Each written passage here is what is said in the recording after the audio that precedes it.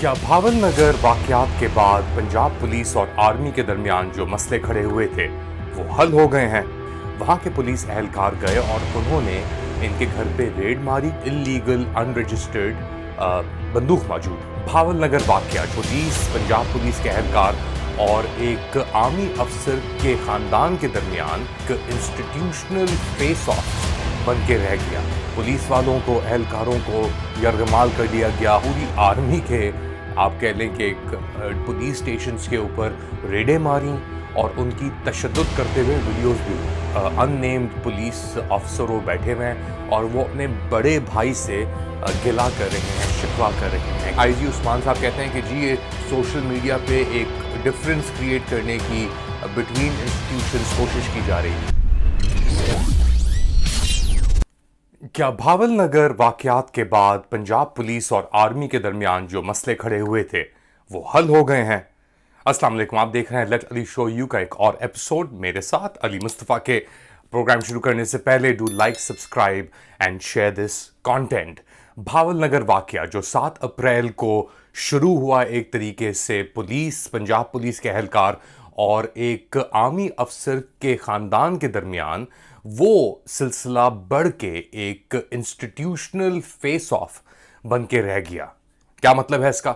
जी मतलब ये है कि आर्मी जो पंजाब पुलिस के साथ पिछले कोई 2 साल से एक तशद्दुद का कह लें आप, एक बर्बरियत, फाशियत कर रही है मिल के अवाम के साथ, उन दोनों के दरमियान एक तनाव खड़ा हो गया। वो कैसे हुआ? एक खलील जो भावल नगर में रिहाइश पजीर थे, उनके घर पे पंजाब पुलिस के भावल नगर का जो डिवीज़न है उसके अंदर एक मदरसे का एरिया है।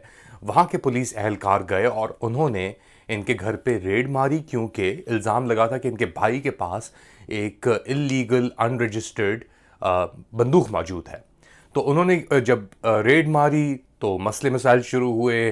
पुलिस वालों को, एहलकारों को यरगमाल कर लिया गया, हॉस्टेज बना के रख लिया गया खलील साहब के ख़ानदान ने। फिर उसके बाद एक एफआईआर कटी, 24 लोगों को बुक किया गया और खलील और उनके भाई को लेके पुलिस स्टेशन चले गए पंजाब पुलिस वाले। और ये फिर कार्रवाई इस तरह हुई कि एक पूरी आर्मी के, आप कह लें कि एक जो भावल नगर के अंदर तैनात थे खलील साहब के साथ, उन्होंने आके पुलिस स्टेशन के ऊपर रेडें मारी, पुलिस एहलकारों को यरगमाल किया और उनकी तशद्दुद करते हुए वीडियोस भी बनाई। अच्छा, इसके बाद ये मसला इतना फट गया कि आर्मी हैड टू इंटरवीन। वहाँ से लोग आए, पुलिस एहलकारों से मुलाकातें हुई। जो आईजीपी पंजाब हैं, बड़े नोटोरियस एक कैरेक्टर हैं डॉक्टर उस्मान करके, उन्होंने भी एक वीडियो शाया की और बड़ी ही यानी कैलिस तरीके से, अभी कैसे डॉक्टर हैं, कौन सी इनके पास पीएचडी है, क्या इनके वो हैं, वो तो हम सब जानते हैं। 9 मई के वाक़यात के बाद जो कुछ पंजाब पुलिस ने तशद्दुद किया अवाम के ऊपर, अब वो कहते हैं ना कि घूम फिर के चीज़ वापस अपने ऊपर ही आके गिर जाती है। और वो कैसे गिरी है? सोशल मीडिया पे वीडियोस वायरल हैं फ़िलहाल, जिसमें एक अननेम्ड पुलिस ऑफिसर वो बैठे हुए हैं और वो अपने बड़े भाई से गिला कर रहे हैं, शिकवा कर रहे हैं कि बड़े भाई आप तो हमें वैसे ही दबाते रहते थे, हमारी थ्रैशिंग करते रहते थे, लेकिन ये कुछ ज़्यादा ही हो गया है। और अब तो ये लग रहा है कि अवाम खान का उन्होंने नाम लिया कि वही कहीं आपके ऊपर चढ़ के वापस ना आ जाए। जो हमारा भाई अवाम खान है वो भी आपकी तराश खराश करना चाहता है बड़े अरसे से, तो आप उसके बारे में ना थोड़ा सोच लीजिएगा। अवाम खान के बारे में, जो हमारा भाई है, वो भी क्योंकि इसी घर में रहता है और वो आपकी इस तराश खराश से नाराज़ है। मेरे साथ भी वो नाराज़ है कि जो मैंने आपके कहने पर तराश खराश उसकी किए रखी है, नाराज़ वो मेरे साथ भी है। लेकिन आप थोड़ा सा अपना ख्याल कीजिएगा, क्योंकि मैं तो इस तराश खराश का आदमी हूँ। वक्तन फ़वक्तन है ना, वो मुझ पर तो गुस्सा करता रहता है। लेकिन आपकी मुझे ज़्यादा फ़िक्र है कि जिस वक्त आपकी तराश खराश होगी तो शायद आप इस तराश खराश के आदी नहीं हैं, आप ये तराश खराश बर्दाश्त ना कर सकें। तो ये क्या हो रहा है? ये क्यों हो रहा है? पाकिस्तान जैसे मुल्क के अंदर एक हायरार्की मौजूद है जिसके ऊपर सबसे अफवाज पाकिस्तान है उनकी अपनी निगाहों में। और एक्चुअली प्रैक्टिकली भी अगर देखा जाए, जो कुछ हमने अपनी ज़िंदगियों में अपने पिछले 2 साल के अंदर देखा है, किस तरीके से आर्मी ने ज़िद में आके, उसकी क़यादत ने ज़िद में आके जो जुल्म उतारे लोगों के ऊपर, उसका नतीजा हमारे सामने आ गया।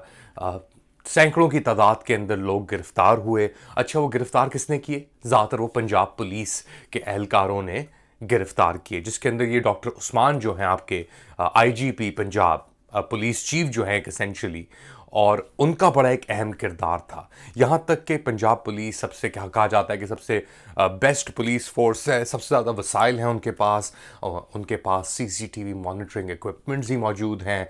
पूरे शहर के अंदर, लाहौर के अंदर, पंजाब के और शहरों में उन्होंने सीसीटीवी मॉनिटरिंग लगाई हुई है, मगर इसके बावजूद वो 9 मई के वाक़यात को रोक नहीं सके, या उन्होंने होने दिया। और उसके बाद जो तशद्दुद शुरू हुआ लोगों के ऊपर, वो हमारे सब सामने था। जेलों पे जेलें भर दी गई। इनफैक्ट इतनी भर दी गई जेलें कि इवेंचुअली 104 जो आपके अक्यूज थे 9 मई के वाक़यात के अंदर, उनको मिलिट्री ट्रायल्स के ऊपर भी सब्जुगेट किया गया। अच्छा, अब आके ये आईजी उस्मान साहब कहते हैं कि जी ये सोशल मीडिया पे एक डिफरेंस क्रिएट करने की बिटवीन इंस्टीट्यूशंस कोशिश की जा रही है। देखें जी, जैसे आपके अपने पुलिस एहलकारों ने आके बाद में बात की कि अगर आप किसी को इस्तेमाल करेंगे ना इस तरीके से, तो इवेंचुअली आपके ऊपर भी वही तशद्दुद होगा जो आपके ज़रिए किसी और के थ्रू कराया जा रहा है। और यही बात खुल के सामने आ जाती है। हमने देखा कि आर्मी के अंदर कोई भी बंदा मेजर की पोजीशन से ऊपर अगर चला जाए, कर्नल बन जाए, तो उसके तौर तरीके कैसे चेंज हो जाते हैं। आर्मी के अपने अंदर ही अगर आपकी मेजर या मेजर से कम रैंकिंग है, तो आप एक गुर्बत की ज़िंदगी गुजार रहे होते हैं। ज़्यादातर जो मेजर या कैप्टन लेवल के लोग होते हैं, उनके पास मोटरसाइकिल्स होती हैं, उनके पास खर्चे के पैसे नहीं होते, और तो एक बहुत ही एक अनईक्वल इम्बैलेंस्ड एक तरीके से एक स्ट्रक्चर मौजूद है, जहाँ पे अगर आप कर्नल या उससे ऊपर जाते हैं तो आपके पास पैसे भी आना शुरू होते हैं, आपका स्टेटस भी बढ़ता है। तो एक उसके अंदर ही डाइकोटमी है।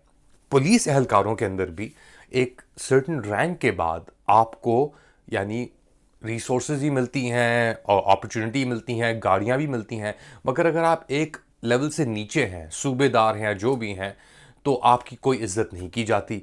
आप भत्ताखोरी पे मजबूर हो जाते हैं और इस तरह आप अपनी ज़िंदगियां बसर करते हैं। तो एक अनईक्वल सिस्टम तो आपके अपने इदारों के अंदर ही मौजूद है। अब इस अनईक्वल सिस्टम को लेकर अगर आप आवाम के ऊपर तशद्दुद करना शुरू कर दें, तो उसका अंजाम ये होता है कि इवेंचुअली लॉ एंड ऑर्डर आपका बिल्कुल ही रद्द होकर रह जाता है, जो पाकिस्तान के अंदर फिलहाल हो रहा है। क्योंकि ऑर्गेनाइजेशन का फोकस अवाम के ऊपर तशद्दुद करने के लिए है। स्टेट का जो फोकस है वो अवाम पे तशद्दुद करने पे ज़्यादा मबनी है। तो दूसरी तरफ आपके पास डकैतियाँ, कत्ल, टेररिज्म के इंसिडेंट्स, ये बहुत हद से बाहर निकल जाते हैं। अच्छा, पुलिसिंग और आर्मी और पुलिसिंग के अंदर क्या फ़र्क है? आर्मी जो है वो दिफा करती है सरहदों का, यानी आपके बॉर्डर्स के ऊपर होती है। एक्सटर्नल एनिमीज़ के साथ डील करती है आर्मी, किसी भी मुल्क के अंदर आप उठा लेंगे। पुलिसिंग जो है वो इंटरनल सिक्योरिटी, इंटरनल कैपेसिटी को मैनेज करने के लिए की जाती है। अच्छा, पाकिस्तान जैसे ममालिक के अंदर ये डिफ्रेंसिएशन मौजूद अब नहीं रही, क्योंकि जो आर्मी है वो अंदरूने जो आपकी सिक्योरिटी सिचुएशन है, बिकॉज ओवर टाइम जो हालात हैं, हमारे सर्कमस्टांसेस भी हैं, डिसीजंस भी कुछ ऐसी ली गई। अब आर्मी अपने आप को समझती है कि जो भी मसले मसाइल हैं मुल्क के, उनको वो सही करेंगे। जैसे ना सिर्फ पुलिसिंग की बात है, एसआईएफसी की भी बात है, तो हर चीज़ जो उनके परव्यू के अंदर नहीं है वो आर्मी करेगी। अब जब इतनी मुदाखलत आर्मी करेगी तो फिर तो ऑब्वियसली पुलिसिंग के अंदर ही मुदाखलत होगी। अगर तो कोई इलीगली कोई चीज़ कैरी कर रहा है या करने की कोशिश कर रहा है, तो फिर उसके अंदर आर्मी की भी दोबारा वो घुसेंगे अंदर और एक इशू क्रिएट होगा। जैसा हमने ये देखा कि एक नॉर्मल पुलिसिंग वो था, प्रोटोकॉल था, वो गए वहाँ पे तलाशी लेने के लिए या अरेस्ट करने के लिए, उनके पास ये रिकॉर्ड डिटेल्स मौजूद होंगी, और फिर ये सिलसिला कहीं और से कहीं और की तरफ निकल गया। तो जब अपनी आप रिस्पॉन्सिबिलिटीज़ इस तरीके से दे देते हैं किसी को, या दूसरी तरफ भी रिस्पॉन्सिबिलिटी एक्सेप्ट करने की सलाहियत ना हो तो ये मसले मसाइल खड़े हो जाते हैं। जहन जाता है कई साल पहले, बहुत साल हो गए इस बात को, एक कर्नल की बीवी ने, सड़क बंद हुई थी, कोई पुलिस का कार्रवाई चल रही थी, तो वो आगे कहती मैं कर्नल की बीवी हूँ। अच्छा, बाद में तहकीकात हुई तो पता लगा कि भाई वो कर्नल की बीवी नहीं थी, वो ऐसे ही झड़क रही थी और उसने पुलिस वालों को भी तुन दिया बातें बातें करके इस चीज़ के अंदर। एक पर्सनल भी इसके अंदर एक एनेक्डोट आप कह लें, एक कहानी मौजूद है। अभी रमज़ान ख़त्म होने से चंद दिन पहले मैं जा रहा था, इफ्तार करने के लिए जा रहा था घर की तरफ।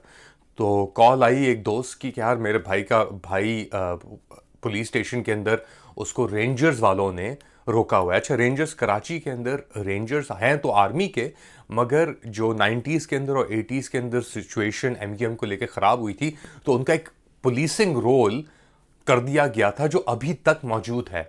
तो कराची के अंदर पैरेलल स्ट्रक्चर्स हैं फॉर एग्जांपल पुलिसिंग के।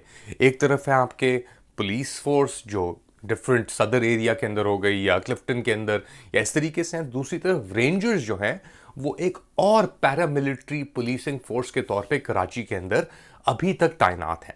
तो दोस्त का फ़ोन आया यार कि अली यार अपना किधर है तू, अपना मेरा भाई था वो निकला हुआ था, पैसे वाले लोग हैं ये, तो उनके पास गार्ड पीछे बैठे हुए थे बंदूकों के साथ। तो यार उसको उनको रेंजर्स वालों ने सदर पुलिस स्टेशन है एफटीसी के सामने उधर रोक लिया है, तो क्या मदद कर सकते? मैंने कहा मैं जाता हूँ। मैं गया उधर, तो वहाँ पे एक पंजाब से एक रेंजर्स का बंदा खड़ा हुआ था और उसने इस लड़के को रोका हुआ था। उसके साथ दो गार्ड थे। उसने कहा कि जी ये वेपन्स डिस्प्ले के ऊपर हमने इन्हें रोका हुआ है। मैंने कहा सही है, बिल्कुल वेपन्स डिस्प्ले अगर कोई है इसके अगेंस्ट लॉ तो आप बिल्कुल इनको रोकें, इनकी एफआईआर भी काटें।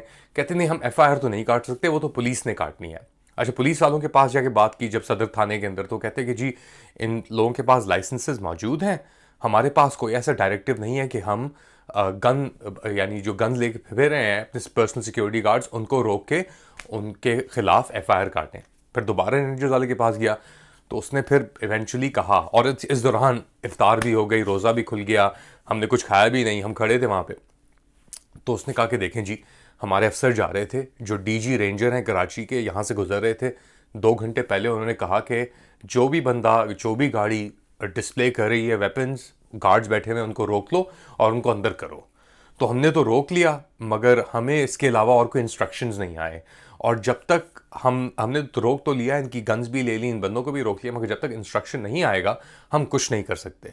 तो इंस्ट्रक्शन क्या था जी? इफ्तार का वक्त था, डीजी रेंजर जो थे वो तो आगे निकल गए, उन्होंने पीठ पीछे ये इक़दामात बता दिए रेंजर्स पर्सनल को उस रोड पे जो तैनात थे, और वो उन बंदों को पकड़ के पुलिस स्टेशन लेके आ गए। पुलिस ने रिस्पॉन्सिबिलिटी लेने से इनकार कर दिया कि हमारा तो कोई इससे लेना देना ही नहीं है, आप क्या कर रहे हैं यहाँ पे, आप निकलें यहाँ से।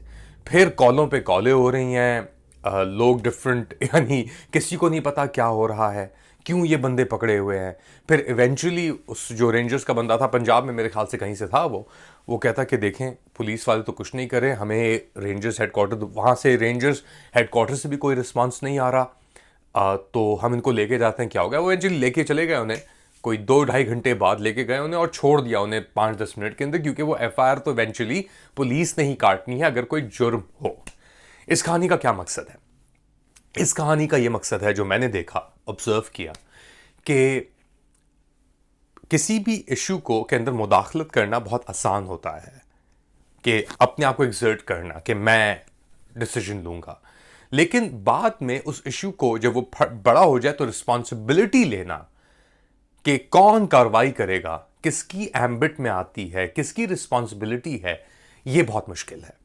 और ऐसा ही कुछ पाकिस्तान के साथ आजकल हो रहा है कि अपने आप को फ्रंट एंड सेंटर घुसा तो लिया है अफवाज पाकिस्तान ने इन सब चीज़ों के अंदर, चाहे वो एसआईएफसी हो, चाहे वो पुलिसिंग हो, जो भी हो, लेकिन जो आपकी कॉन्स्टिट्यूशन और कवानीन हैं वो अभी भी मौजूद हैं, और वो अफवाज पाकिस्तान को या किसी और कुव्वत को वो गुंजाइश नहीं देते या वो परव्यू नहीं देते कि वो उस मसले को हल करें। डील तो इवेंचुअली वो लॉ के तहत ही होना है। हमने जो देखा, अब अभी मिलिट्री ट्रायल्स चल रही हैं, उसके अंदर भी लोगों को पकड़ के अंदर कर दिया गया। हमने देखा कि साल होने को आ रहा है 9 मई के वाक़यात को, और पता नहीं कितने दर्जनों सैकड़ों लोग अभी तक जेलों में सड़ रहे हैं, उनकी ट्रायल्स भी शुरू नहीं हुई क्योंकि कोई बुनियाद ही नहीं बनती ट्रायल शुरू होने की, तो आर्बिट्री तरीके से उनको अंदर रखा जा रहा है। इसका क्या होगा इवेंचुअली? रिजल्ट क्या होगा कि निज़ाम जो है आपका वो बिल्कुल ही, क्योंकि कोई रिस्पॉन्सिबिलिटी लेने के लिए तैयार नहीं होगा। एक आपने डिसीजन तो, आपने एक कदम तो उठा लिया, मगर उस कदम उठाने के बाद जो बाकी डिसीजंस हैं, बाकी रिस्पॉन्सिबिलिटीज़ हैं, अदलिया की, आइन की, पुलिसिंग की, उनको रिस्पॉन्सिबिलिटी लेने के लिए कोई तैयार नहीं होगा। और इस सिचुएशन में पाकिस्तान पहले यतीम था, मगर यतीम से यतीम तर होता चला जाएगा। जब कोई रिस्पॉन्सिबिलिटी तैयार नहीं होगा लेने के लिए, वो कहेंगे ऐसे चलने दो चीज़ों को, बंदों को ऐसे रखने दो, जो होगा देखा जाएगा। तो ये चीज़ें हमेशा की तरह नहीं चल सकती, इस तरह नहीं चल सकती। और जब रिस्पॉन्सिबिलिटी कोई नहीं लेगा, जब रोल्स डिफाइंड हैं कुछ और कॉन्स्टिट्यूशन में, और आप अपने आप को किसी और तरीके से कार्रवाई कर रहे हैं, प्रेजेंट कर रहे हैं, तो फिर एक complete break down of law and order और स्टेट, कंप्लीट एनार्की की तरफ फिर आपका स्टेट चलता चला जाएगा। और यही हम देख रहे हैं भावल नगर में और परव्यूज के अंदर, इकोनॉमिक मैनेजमेंट के अंदर, के खड़ा तो हर कोई हो जाता है कि हाँ मैं करूंगा, मगर जब करने की बात आती है प्रोसेस के थ्रू, तो कोई मौजूद नहीं होता। आपका क्या ख्याल है? ज़रूर हमें बताएं, कमेंट सेक्शन के अंदर लिखें, और of course do like, subscribe and share this content. अपना ख्याल रखिएगा। अल्लाह हाफिज़।